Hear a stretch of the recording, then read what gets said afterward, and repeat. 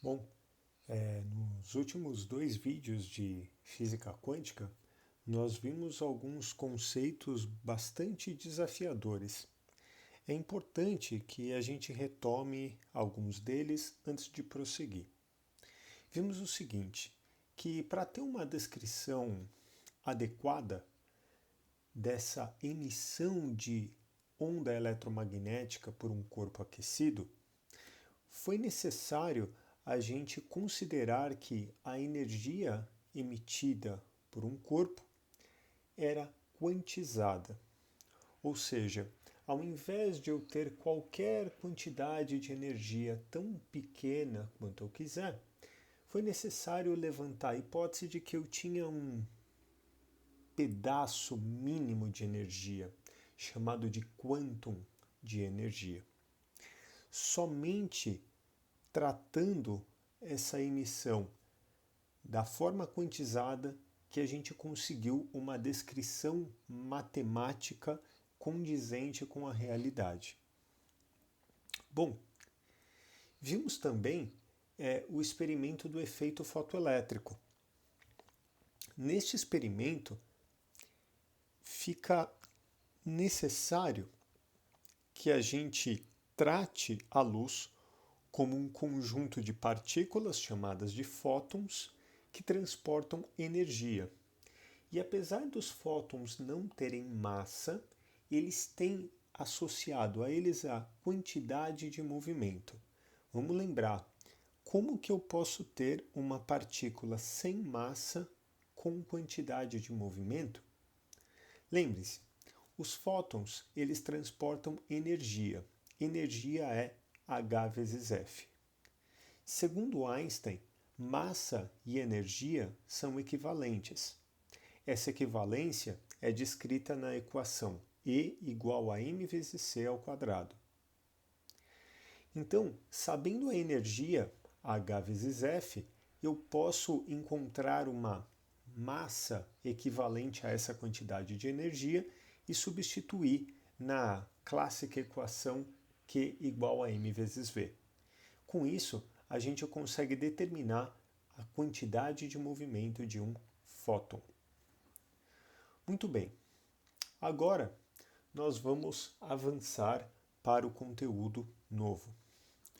Olha só, quando a gente mede o espectro de emissão de onda eletromagnética de um corpo aquecido, a gente consegue detectar todas as frequências. Elas não estão na mesma intensidade. A intensidade que a gente tem de cada frequência depende da temperatura do objeto.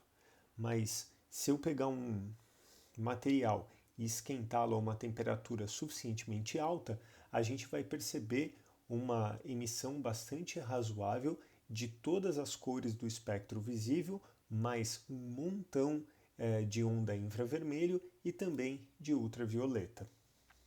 Legal. Então, quando eu aqueço um corpo, eu tenho a emissão de várias frequências. Muito bem. Qual é o problema aqui? É que se eu pegar um gás e excitar esse gás para que ele comece a emitir luz, eu não detecto todas as frequências. Eu detecto linhas muito bem definidas de algumas frequências. Esse espectro que vocês estão vendo aqui no canto superior da tela é o espectro de emissão de um gás excitado. O que a gente percebe? Uma linha no vermelho, uma linha no verde, uma linha no azul e uma linha no violeta.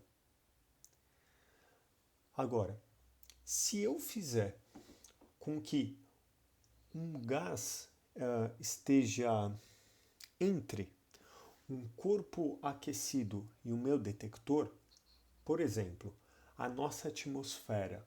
A nossa atmosfera está entre o Sol e os nossos olhos. O que a gente percebe? Que o Sol emite todas as frequências. Entretanto, a nossa atmosfera absorve algumas frequências, gerando linhas escuras no espectro do Sol quando medido aqui na superfície da Terra.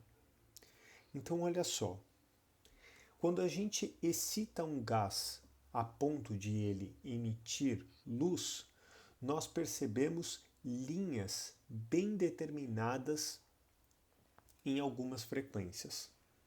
Quando colocamos luzes de todas as frequências atravessando esse gás, a gente percebe que algumas frequências são absorvidas. Muito bem. Para a gente descrever esse comportamento do gás, a gente tem que pensar o porquê que um gás consegue emitir luz. Olha só, a emissão de luz ela se dá nas transições eletrônicas, nas transições de camada que os elétrons podem ocupar. Quais elétrons? Os elétrons que estão orbitando o núcleo do átomo. Muito bem. A questão que a gente tem que descrever é o porquê que um átomo só emite algumas linhas bem determinadas. Quem se debruçou sobre esse problema foi Niels Bohr.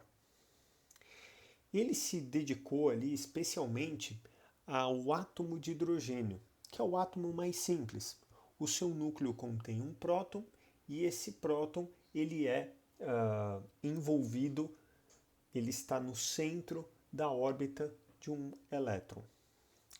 Com isso, Bohr ele levantou algumas hipóteses para descrever o átomo e o comportamento dessas linhas de emissão.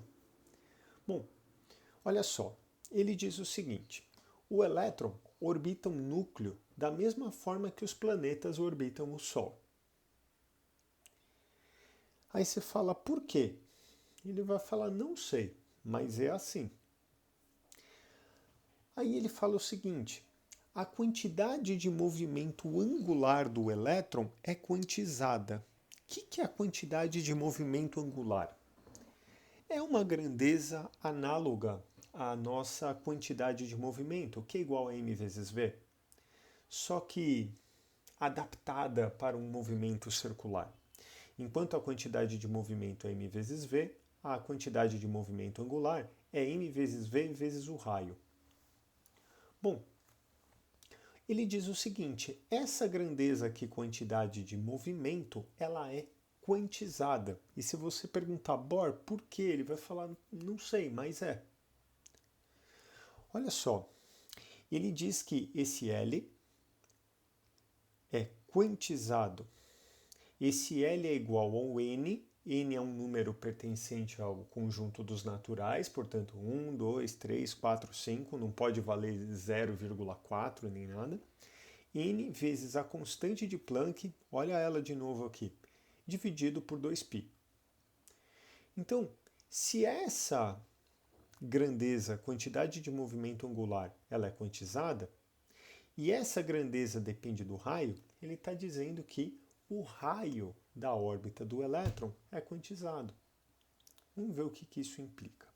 Olha só, como o raio é quantizado, o elétron ele não pode estar a qualquer distância do núcleo. É como se a órbita dos elétrons estivesse em degraus.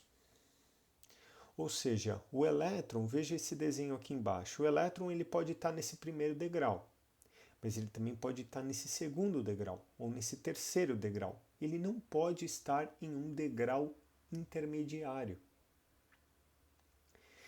E aí é o seguinte, vamos um pouquinho além.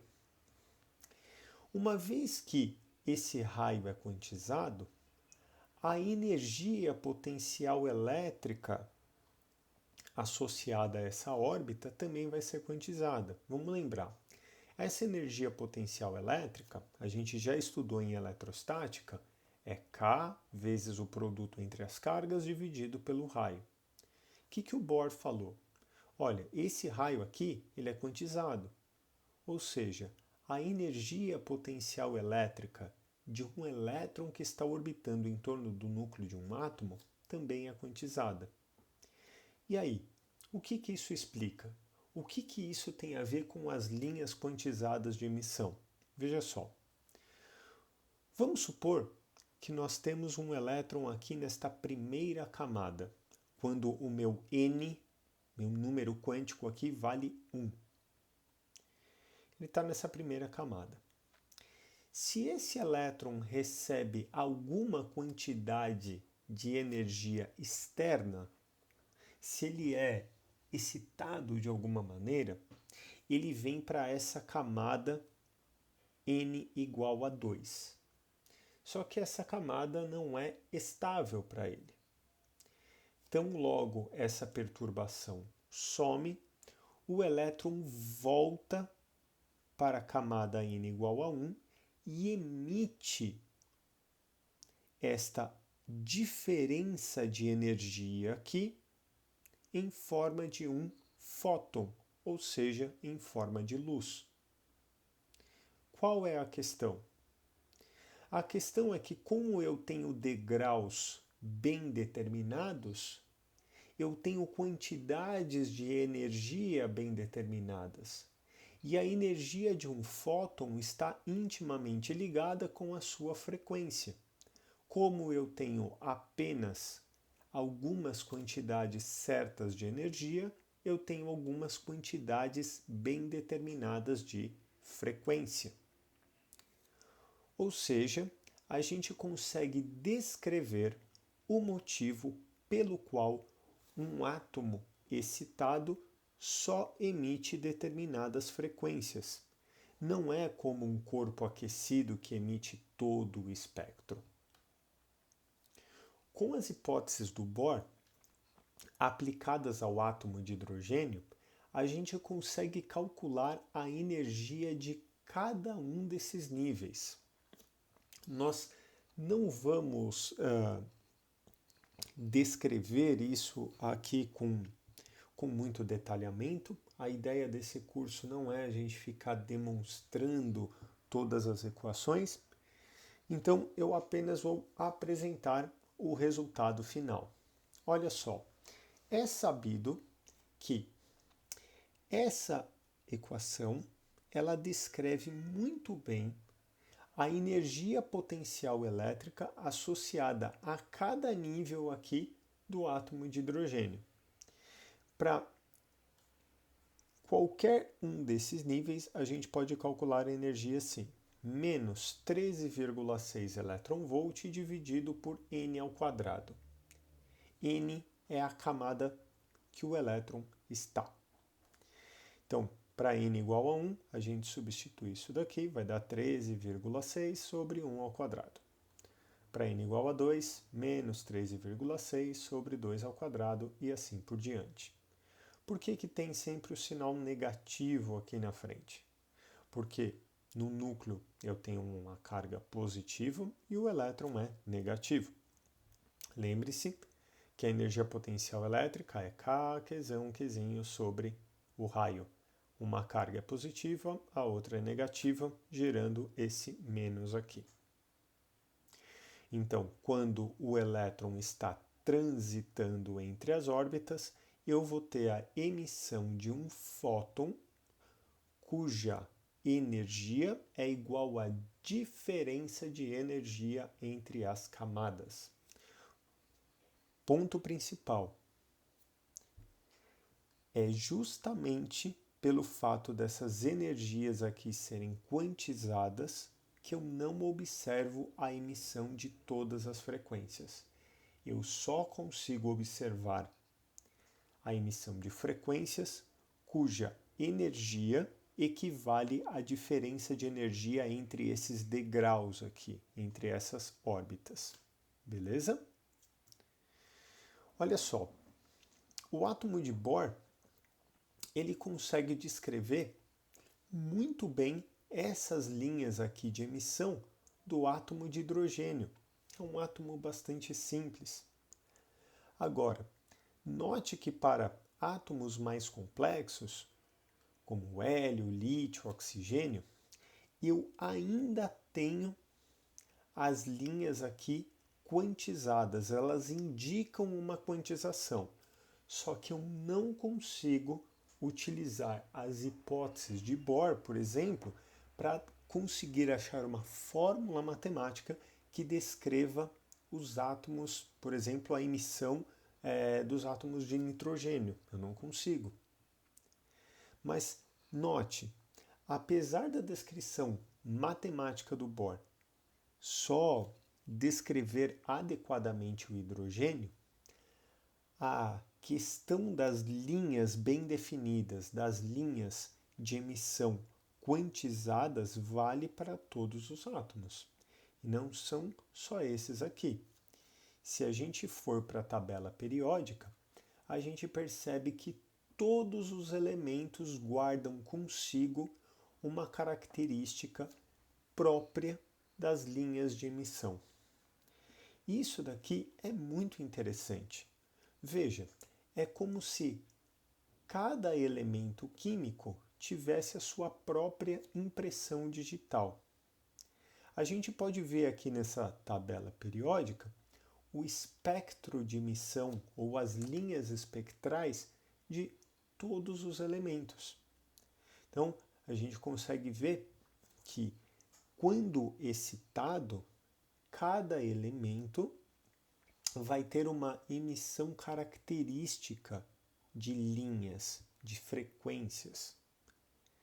Com isso, a gente consegue saber qual elemento tem em determinado lugar apenas por as suas linhas de emissão. Ou seja, se eu tiver uma caixa com um determinado gás, eu posso excitar esse gás, medir as suas linhas de emissão e a partir do padrão de emissão eu venho para cá e descubro qual é o elemento que está ali. É dessa maneira que os astrônomos conseguem saber a composição de uma estrela. A gente observa o seu espectro de emissão e a gente consegue descobrir quais elementos tem ali. Nós temos tecnologia para conseguir separar as linhas de emissão compostas. Quando eu tenho, por exemplo, uma estrela, que é o que acontece boa parte das vezes, né? Quando eu tenho uma estrela com mais de um elemento. Então eu vou ter, por exemplo, a linha do hélio, do hidrogênio, por exemplo, e do argônio. Elas vão estar misturadas. A gente consegue separar essas linhas e falar, oh, legal, aqui eu tenho hidrogênio, eu tenho hélio e tenho argônio. Beleza? Então, qual é o recado dessa aula? Olha só. Elementos químicos excitados, né, têm a emissão de frequências muito bem definidas. Ele não emite todas as frequências. Cada frequência está relacionada a uma energia. Essa energia ela é quantizada. Então, aquilo que vocês aprendem na distribuição de Linus Pauling tem a ver com as órbitas quantizadas que os elétrons podem ocupar. E isso está relacionado lá com a hipótese de Planck para descrever a radiação do corpo negro. Ou seja, nós estamos vendo mais um exemplo no qual se aplica a ideia da quantização da energia.